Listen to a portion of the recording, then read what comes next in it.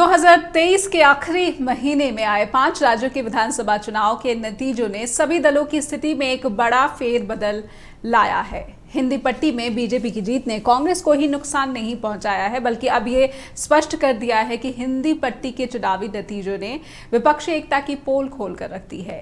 कांग्रेस ने इंडिया घटक दलों की बैठक बुलाई, जिसमें नीतीश कुमार, ममता बनर्जी, अखिलेश यादव, हेमंत सोरेन भी इन नेताओं ने शामिल होने से इनकार कर दिया।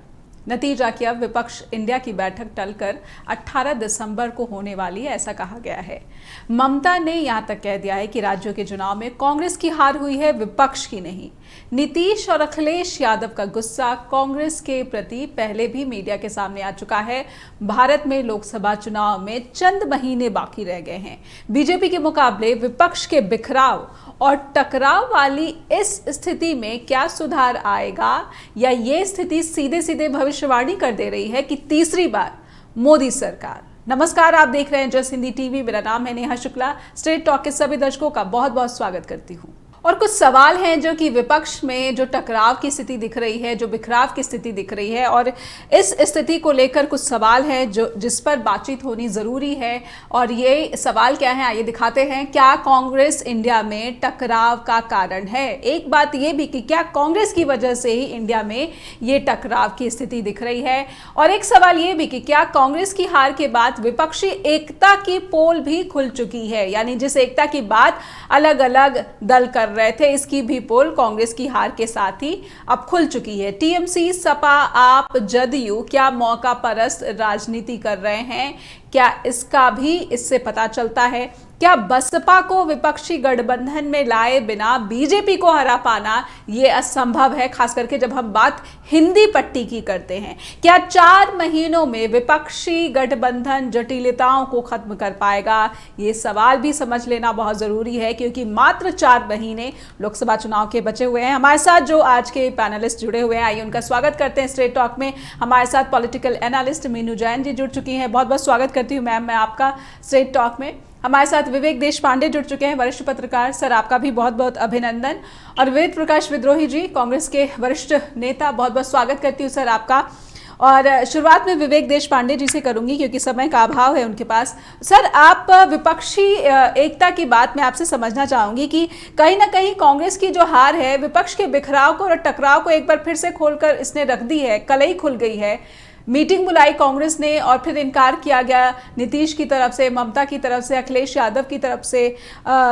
किस तरह से देखते हैं आप तमिलनाडु के मुख्यमंत्री की तरफ से भी?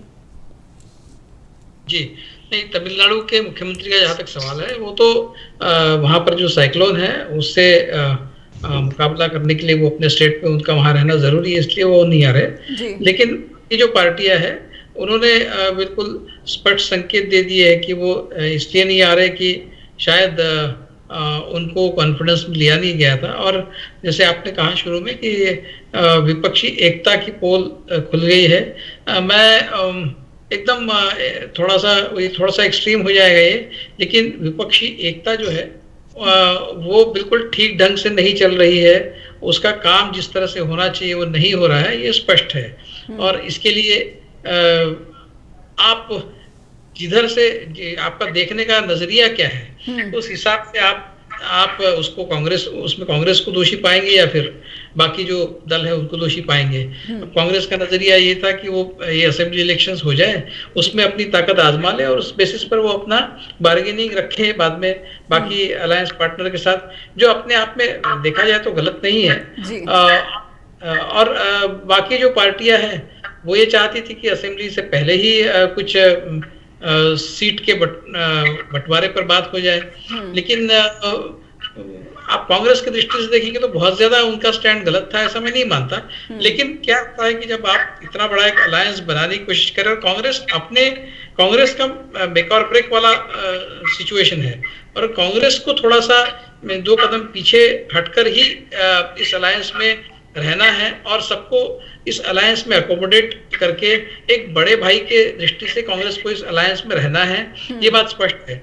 इसलिए थोड़ा सा ठीक है, मतलब वो अनरीजनेबल हो सकते हैं। मध्य प्रदेश में समाजवादी पार्टी ने 10 सीटें मांगी थी, अगर वो देख देते कांग्रेस वाले तो कुछ बहुत ज्यादा प्रॉब्लम होता उनको। 10 सीटें मान लीजिए कि वो 10 और सीटें जुड़ जाती कांग्रेस जी। नाफा हो 10 सीटों का, फिर भी उनको वहां पर ये तो मिलना नहीं था, बहुमत तो मिलना नहीं था, फिर भी एक अकोमोडेशन का एक सेंस उसमें से आता, और आगे का जो रास्ता है वो थोड़ा सा वो सुचारू रूप से आगे अलायंस चलता।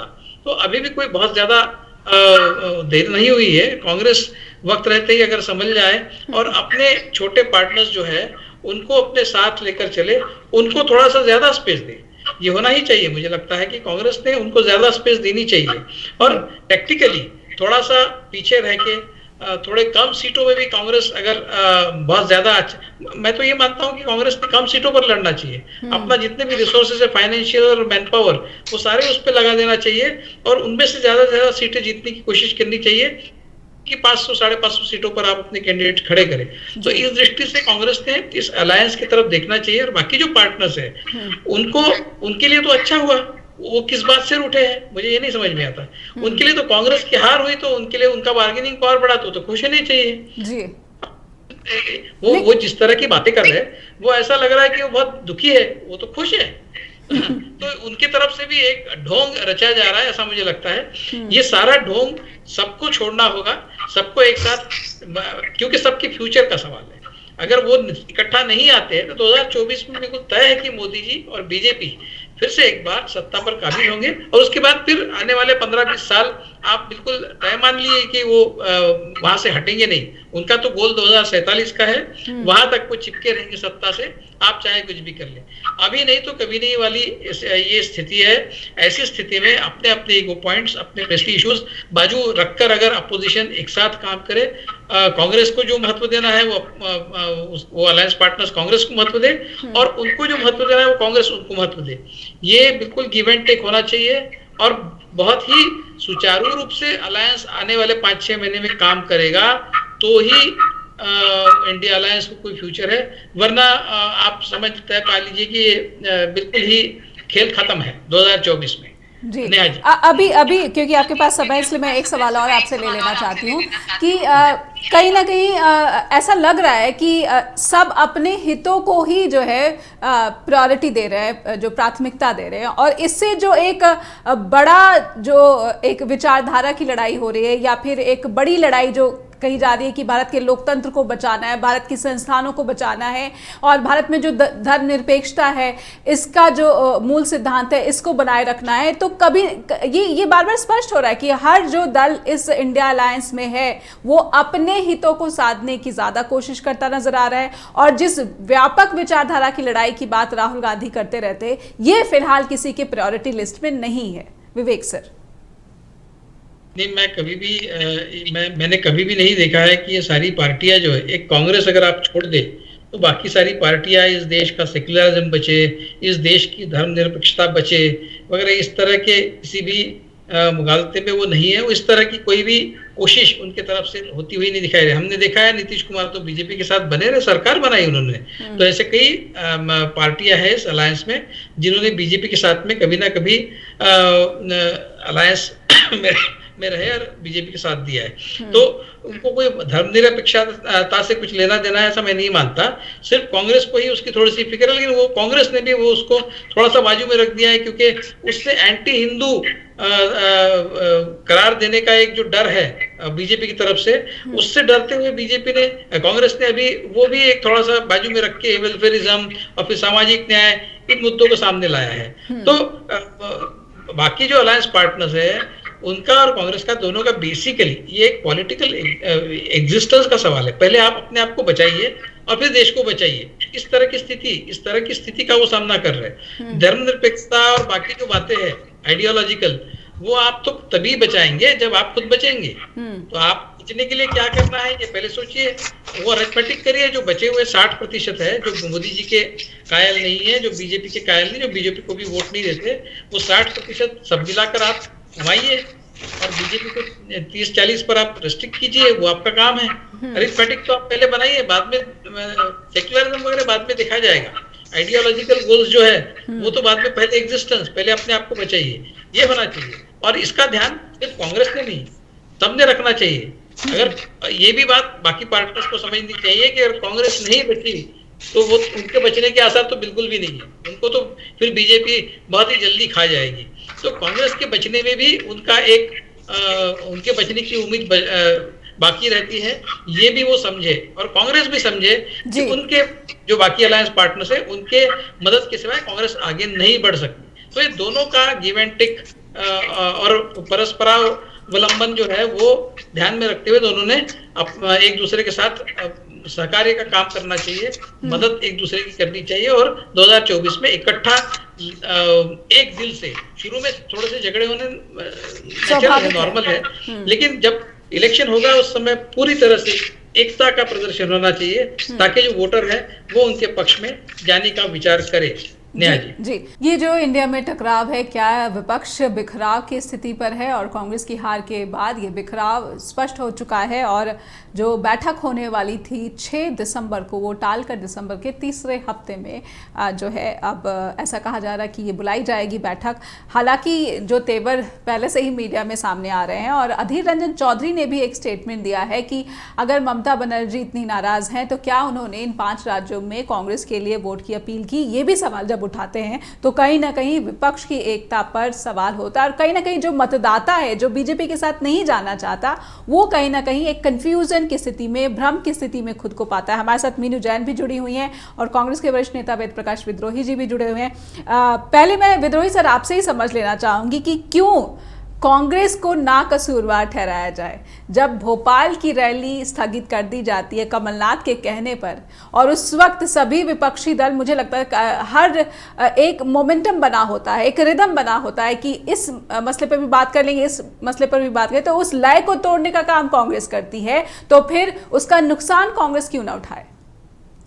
विद्रोही सर।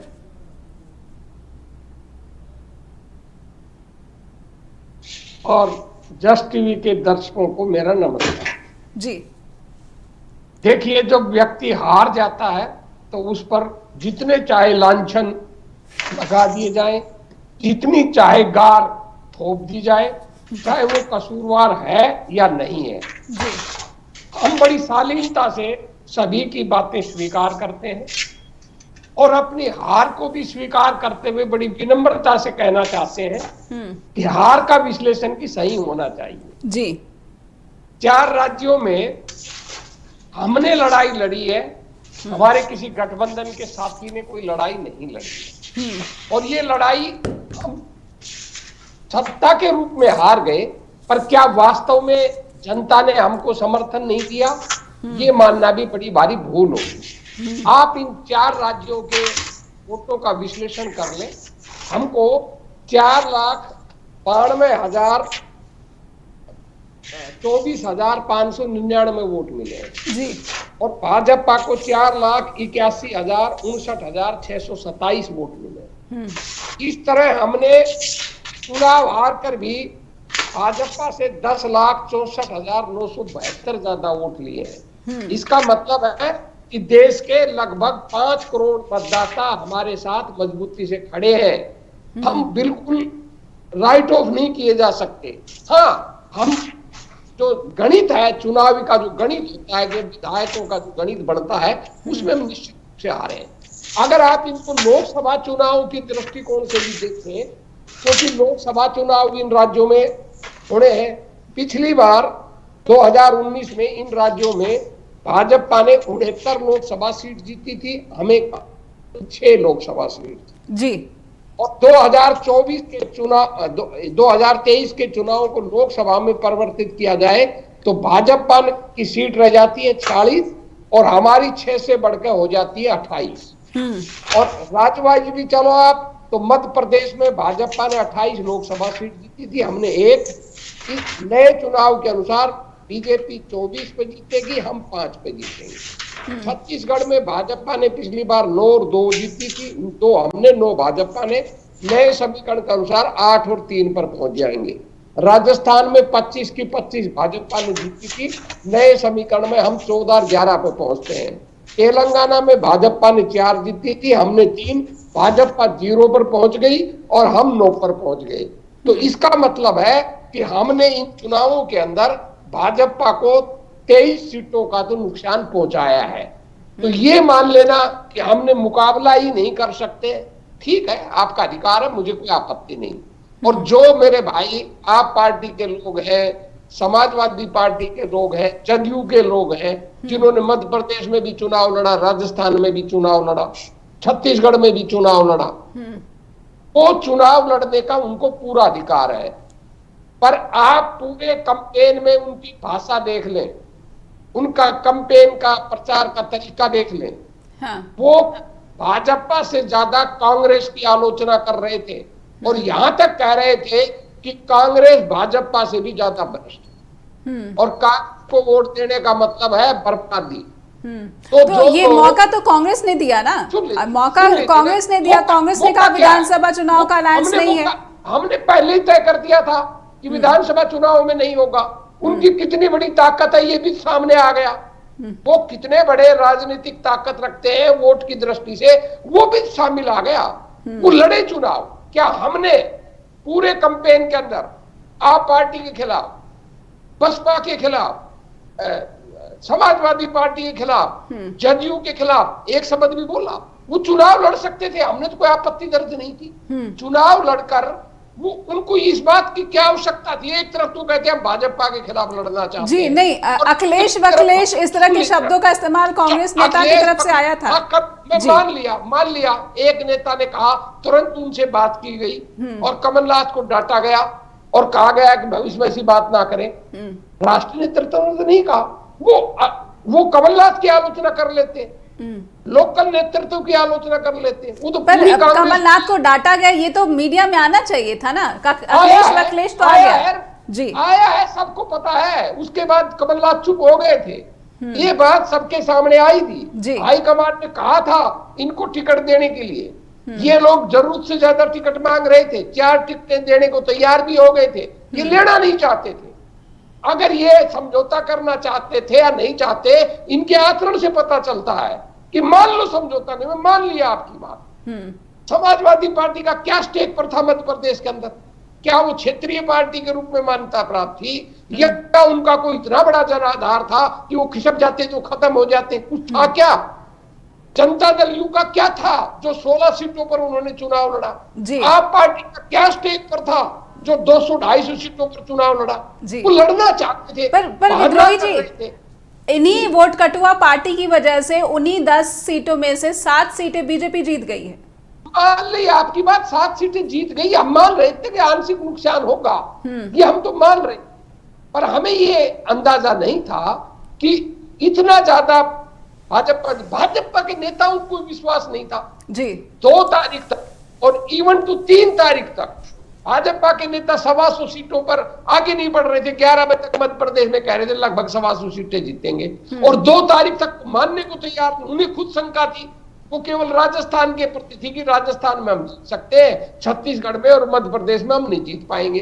अपनी निजी बात में भी कह रहे थे, सार्वजनिक रूप में उनकी बातों से पता चल रहा था। छत्तीसगढ़ के अंदर मैंने खुद रमन सिंह जी का सुबह 10 बजे इंटरव्यू सुना है। वो खुद मान रहे थे हमारी 40-42 तक हम पहुंचेंगे। अब वो खुद आश्वस्त नहीं थे। पर ठीक है, मतदाता का जनादेश के सामने कोई कुछ नहीं कर सकता।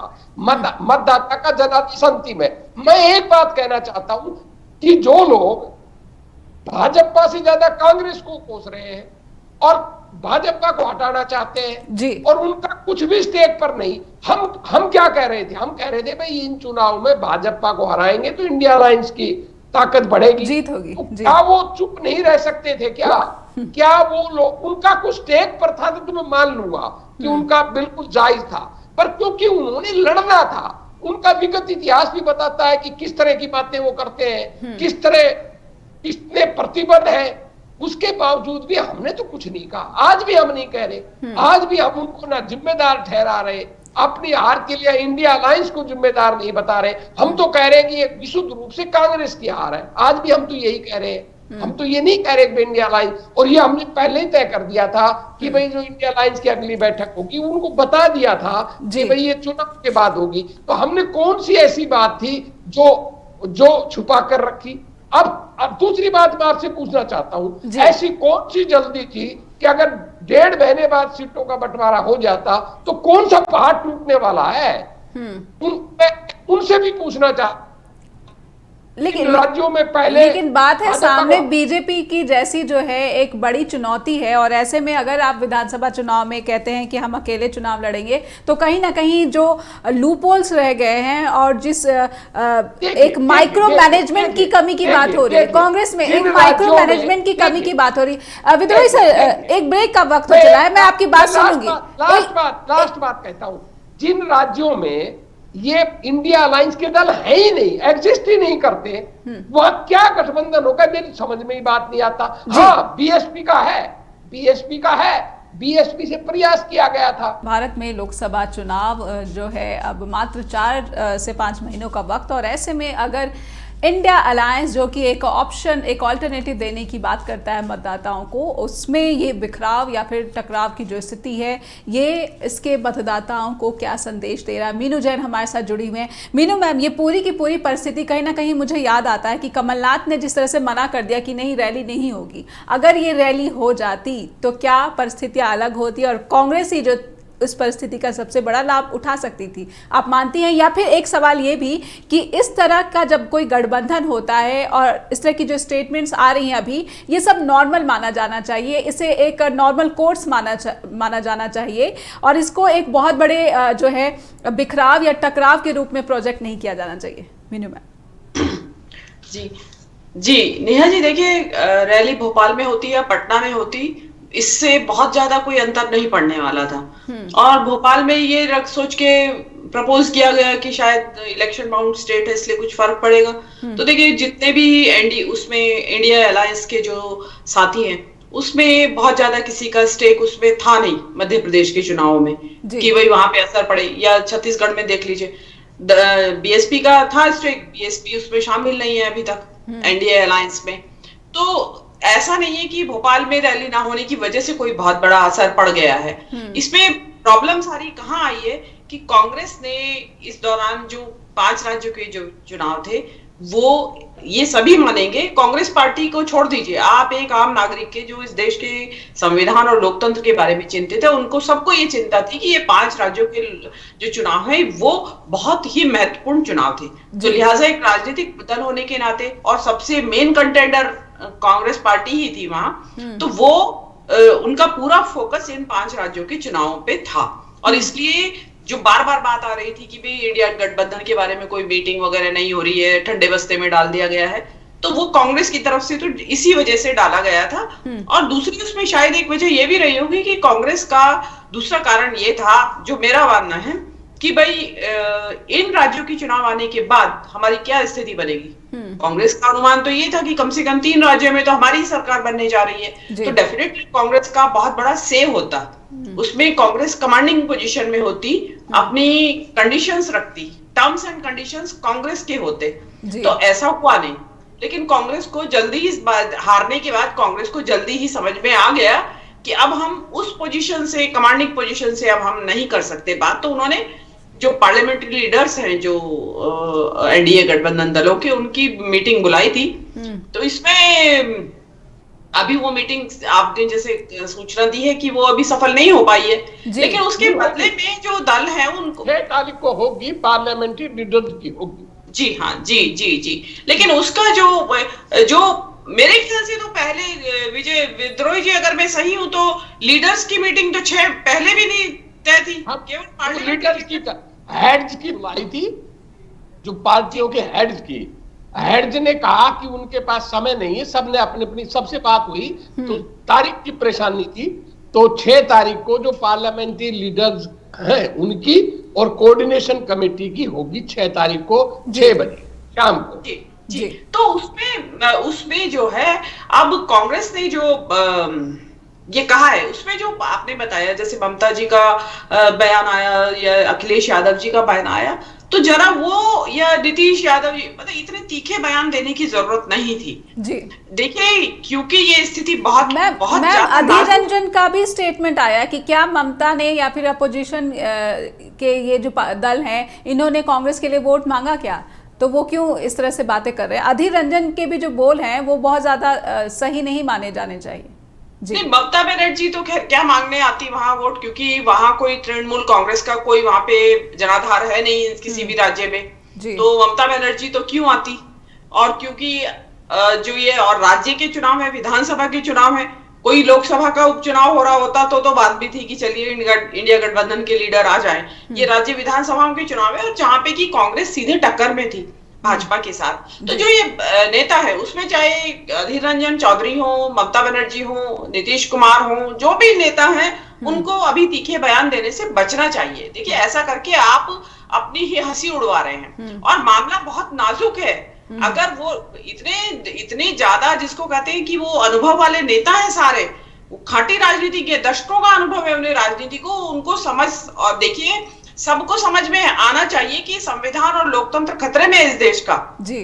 तो अगर आप देखिए संविधान बचेगा, लोकतंत्र बचेगा, तो ये राजनीतिक दल बचेंगे, उसमें कांग्रेस भी शामिल है, लेकिन सबसे पहली शामत क्षेत्रीय दलों की आएगी। ये बात आप ध्यान रख लीजिए, क्योंकि अधिकतर क्षेत्रीय दलों की राजनीति जातीय समूहों पे आधारित है और भाजपा नहीं चाहती कि जातीय समूहों पे आधारित कोई भी क्षेत्रीय दल इस तरह की राजनीति करें, ताकि उनको लड़ने के लिए एक बहुत ही मुश्किल का सामना करना पड़े कि अलग अलग राज्य में अलग अलग जातीय दलों से लड़ना पड़ता है उनको। तो उनका तो, भाजपा का तो मुख्य लक्ष्य सबसे पहले तो जातीय आधारित दलों को ही निपटाना है। ये बात सब नेताओं को समझ लेनी चाहिए। कांग्रेस फिर भी बची रह जाएगी, हालांकि नंबर कांग्रेस का भी लगाएंगे वो अगर 24 में आ गए तो, लेकिन वो बाद में लगेगा। पहले उनको लगेगा, देखिए आप या तो साथ चलते रहिए या फिर वो कहते हैं ना, either you hang out together और you will be hanged out together. बिल्कुल बिल्कुल, या तो साथ घूमते फिरते नजर आइए, नहीं तो इकट्ठे लटका दिए जाओगे। तो ये चीज पे सभी दलों को ये राजनीतिक बयान देने से, सार्वजनिक रूप से राजनीतिक बयान देने से परहेज करना चाहिए, क्योंकि स्थिति बहुत नाजुक है। इस इंडिया गठबंधन का बनना बहुत लाजमी है और मुझे ऐसा लगता है कि कुछ जो थोड़ा बयान में तीखापन ज्यादा आ गया, नहीं तो ये एक तरह से जी देंगे या चार लेंगे, तो उसमें वो दबाव बना रहे हैं, लेकिन ऐसा सार्वजनिक दबाव बनाना थोड़ा आपको कमजोरी प्रदान करता है, मजबूत नहीं करता गठबंधन को। जी नेहा जी। जी बिल्कुल, आपने कहा कि इस तरह से सार्वजनिक बयानों से बचना चाहिए, खासकर तब जब भारत में एक मीडिया विशेष वर्ग है जहां पर विपक्ष की क्या खामियां है उसको बहुत ज़्यादा जो है तरजीह दी जाती है, या फिर मुझे लगता है कि बढ़ा चढ़ाकर भी अगर पेश किया जा रहा है, ऐसा कहना गलत नहीं होगा। वेद प्रकाश जी, एक बात मैं ये भी समझना चाहूँगी कि कहीं ना कहीं कांग्रेस ने जो समय की, मुझे लगता है कि जिसकी प्रमुखता कांग्रेस को देनी चाहिए थी, समय बहुत महत्वपूर्ण है। अब कांग्रेस की ये जो कोशिश है, और अगर एक एक दिन एक एक हफ्ता बहुत महत्वपूर्ण है, आपकी जो चुनौती है बीजेपी के जैसे एक बहुत ही वेल ऑर्गेनाइज, बहुत ही संसाधनों से परिपूर्ण संस्था से होने वाली है और राजनीतिक दल से होने वाली है, ऐसे में समय बहुत महत्वपूर्ण है। और कहीं ना कहीं जो कांग्रेस का आला कमान है, वो तमाम ये जो घटक दल है, इनकी नाराजगी भी मुझे लगता है कि और ज़्यादा मोल ले ली गई है। कॉम्प्रोमाइज सबसे ज़्यादा कांग्रेस को ही करने को कहा जाएगा। विद्रोही सर, देखिए नेहा जी, कांग्रेस हर संभव कॉम्प्रोमाइज कर रही है, करेगी, और कांग्रेस चाहती है गठबंधन रहे, पर केवल कांग्रेस के चाहने से गठबंधन नहीं रह सकता। गठबंधन तभी कामयाब होता है सभी दल थोड़ा बहुत कॉम्प्रोमाइज करें।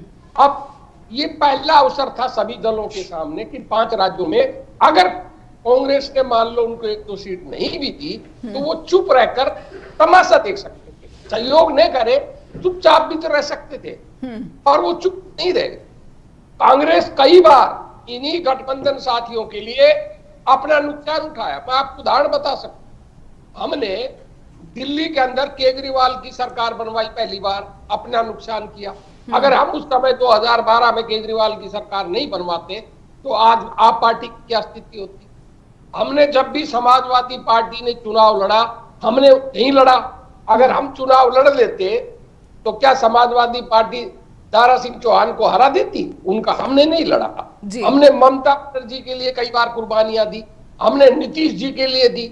समय के अनुसार कांग्रेस जब भी आवश्यकता होती है कुर्बानी देती है, पर जहां अपना सब कुछ स्टेक पर होता है और दूसरे का कुछ होता नहीं है, मान लो 2 मिनट के लिए हम समाजवादी पार्टी को 4 या 6, 10 सीट दे देते, होता क्या, हम हार जाते, वो उनके एक भी उम्मीदवार समाजवादी को कहीं 3,500-4 हजार ज्यादा वोट नहीं मिली, वो जीत भी जाता, वो भाजपा में मिल जाता। बैकग्राउंड भी देखिए ना, समाजवादी पार्टी की मध्य प्रदेश में क्या स्थिति रही है। उनका एक उम्मीदवार कभी जीतता है तो भाजपा को मिल जाता है, कोई स्थायित्व नहीं था। तो ऐसी स्थिति में जहां एक एक एमएलए की कीमत हो, वह बहुत सी बातें सोचनी पड़ती है कि भाई क्या होगा। पिछले बार आपको चित्र मालूम है, 4 एमएलए थे, क्या स्थिति थी। आप दो बसपा के थे, एक समाजवादी पार्टी की थी, क्या कुछ खोज करते थे आपको चित्र मालूम है। वो पार्टियों का भी कसूर नहीं, क्योंकि वो इंडिपेंडेंट लोग होते हैं, वो पार्टी के लोग तो है ही नहीं ना। कोई कांग्रेस का है, कोई बीजेपी का है, कोई टिकट ले आते हैं, टिकट ला चुनाव लड़ते हैं, वो अपने मालिक खुद है जी। जो छोटे दल है उनके जो एमएलए बनते हैं, उन पर किसी भी दल का कोई अंकुश नहीं रहता, ये कटु सत्य है। तो मान लो हमने गलती कर दी, तो ये लोग भी सोच सकते थे, पर इनका अधिकार है, मैं कुछ नहीं कहना चाहता। पर आज भी मैं कह रहा हूं, अब कांग्रेस ने जो मैंने आपको आंकड़ा दिया है लोकसभा में भी, ये 46 मोदी जी जीतेंगे 82 में से आज के आंकड़े के अनुसार, और 28 हम जीतेंगे। अब मैं आपसे पूछना चाहता हूं, अगर इंडिया अलायंस बन जाएगा, कमजोर ताकतवर जैसा भी बनेगा, तो ये हमारे 28 के बढ़ेंगे, हमारे तो घटेंगे नहीं। और मोदी जी का अलायंस है नहीं, तो ऐसी बात नहीं है कि हम बिल्कुल राइट ऑफ हो गए।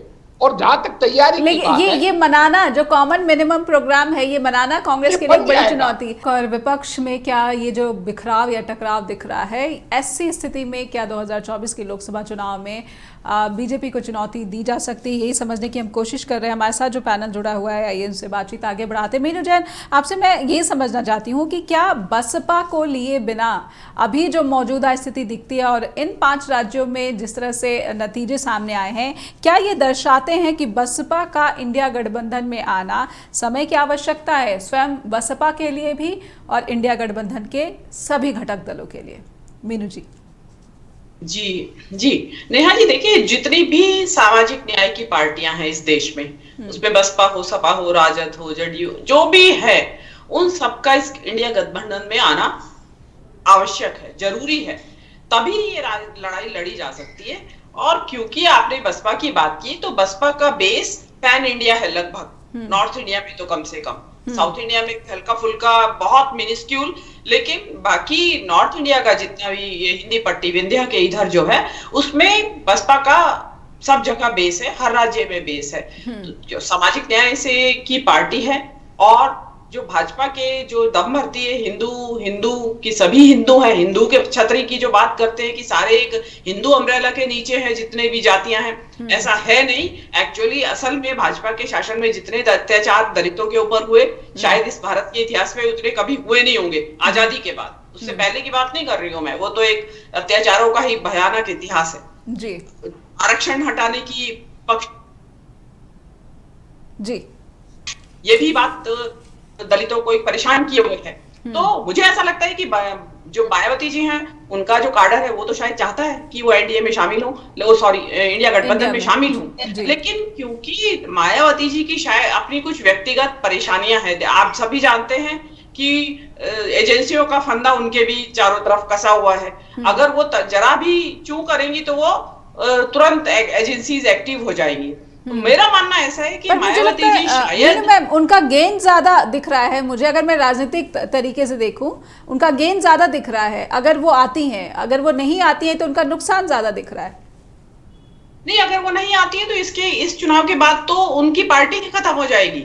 देखिए यूपी के चुनाव में उनके जो हिसाब रहा उसका आप जानते ही हैं कि क्या हुआ उनका। लेकिन अब जो अगर वो एनडीए गठबंधन में नहीं शामिल होती हैं तो वो खत्म हो जाएंगी जी।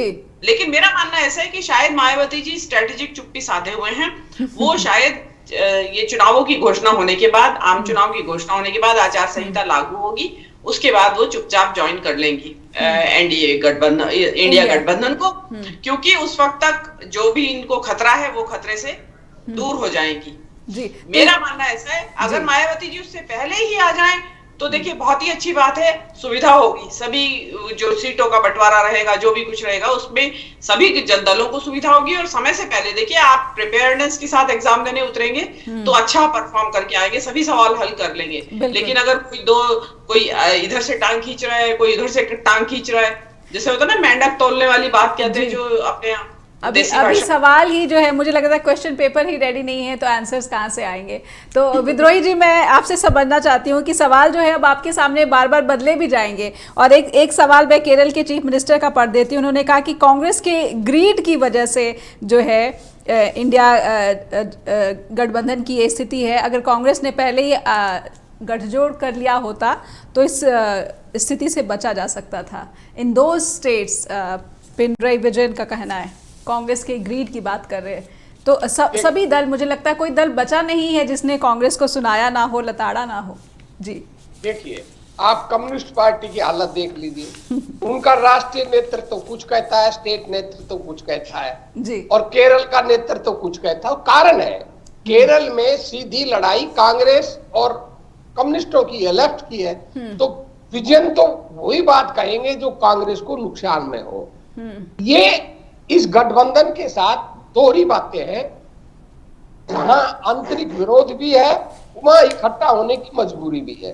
तो ये चीजें तो साथ साथ चलेगी जी। अब इसको नॉर्मल मान लेना चाहिए, लेकिन पहुंचाना चाहिए। तेलंगाना की जीत का जश्न जिस तरह से कांग्रेस को मनाना चाहिए था, ये भी नदारद दिख रहा है। सबसे बड़ी बात है, मुझे लगता है कि कांग्रेस की जीत जो तेलंगाना में मिली है बहुत बड़ी बात है, लेकिन इसको भी कांग्रेस पहुंचा नहीं पा रही है, प्रचार नहीं कर पा रही है। विद्रोही सर, देखिए, ऐसा है, प्रचार तो हो रहा है, पर वो भी एक बेशर्मी होगी। हम भाजपा की तरह तो है नहीं कि 3 राज्यों में चुनाव हार जाए और एक राज्य में जीतकर जश्न मनाए। तो वो भी नैतिक रूप से सही नहीं है। कांग्रेस के, मैं तो ये समझता हूँ कांग्रेस के नेतृत्व ने सही कहा, सही किया। नहीं, ये नैतिकता की अगर आप बात इसी में उलझे रहेंगे। मीनू जैन जी, आप कितना सही मानती है? मैं बिल्कुल संक्षेप में जानना चाहूंगी। हम भाजपा नहीं है, माफ करना, हम धर्मनिरपेक्षता में, लोकतांत्रिक मूल्यों में, नैतिकता में और लोकलाज में विश्वास करते हैं। चाहे हमें नुकसान हो चाहे फायदा हो, हम उसकी कतई भी परवाह नहीं करेंगे।